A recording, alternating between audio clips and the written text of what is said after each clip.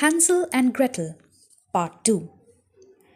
Witches have red eyes and cannot see very far, but they have a sense of smell like animals and know when humans are approaching.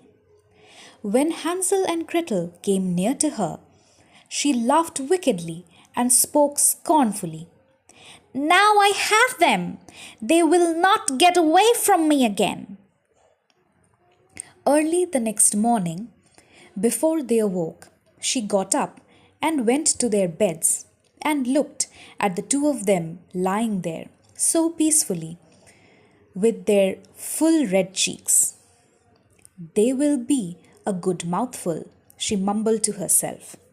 Then she grabbed Hansel with her withered hand and carried him to a little stall, where she locked him behind a cage door. Cry as he might, there was no help for him. Then she shook Gretel and cried, "Get up, lazy bones! Fetch water and cook something good for your brother. He is locked outside in the stall and is to be fattened up. When he is fat, I am going to eat him." Gretel began to cry, but it was all for nothing. She had to do what the witch demanded. Now, Hansel was given the best things to eat every day, but Gretel received nothing but crayfish shells.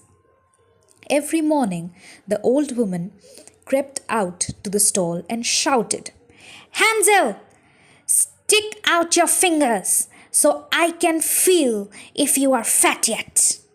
But Hansel stuck out a little bone, and the old woman, who had bad eyes and could not see the bone, thought it was Hansel's finger, and she wondered why he didn't get fat. When 4 weeks had passed and Hansel was still thin, impatience overcame her, and she would wait no longer. "Hey, Gretel!" she shouted to the girl. "Hurry up and fetch some water. Whether Hansel is fat or thin, tomorrow I'm going to slaughter him and boil him." Oh, how the poor little sister sobbed as she was forced to carry the water, and how the tears streamed down her cheeks. "Dear God, please help us," she cried. "If only the wild animals had devoured us in the woods, then we would have died together."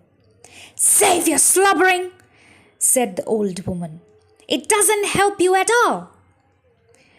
The next morning, Gretel had to get up early, hang up the kettle with water, and make a fire. "First, we are going to bake," said the old woman.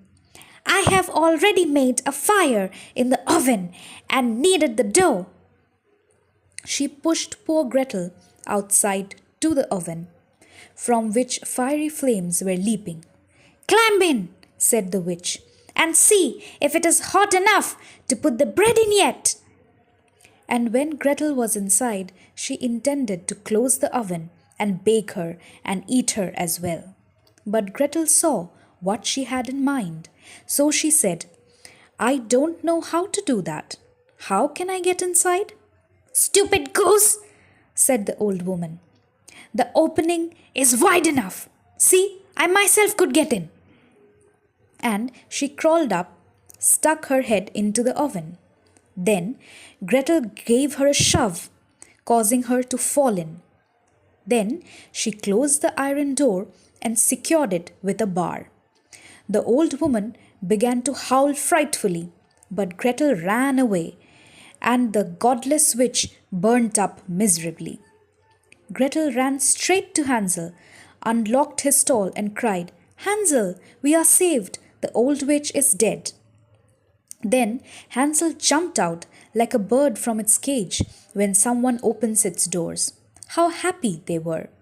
They threw their arms around each other's necks, jumped with joy, and kissed each other. Because they now had nothing to fear, they went into the witch's house. In every corner were chests of pearls and precious stones. "These are better than pebbles," said Hansel, filling his pockets. Gretel said, I will take some home with me as well, and she filled her apron full. But now we must leave, said Hansel, and get out of these witch woods. After walking a few hours, they arrived at a large body of water. We cannot get across, said Hansel. I cannot see a walkway or a bridge. There are no boats here, said Gretel. But there is a white duck swimming. If I ask it, it will help us across.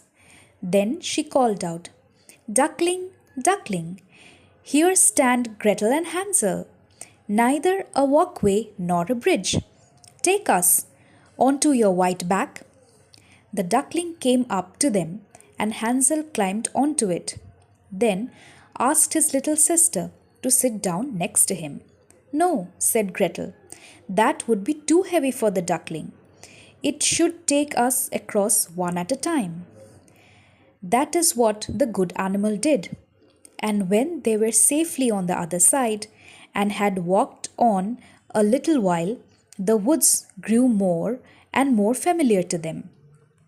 And finally they saw the father's house at a distance. They began to run, rushed inside, and threw their arms around the father's neck. The man had not had even one happy hour since he had left the children in the woods. However, the woman had died. Gretel shook out her apron, scattering pearls and precious stones across the room, and Hansel added to them by throwing one handful after the other from his pockets. Now all their cares were at an end, and they lived happily ever after.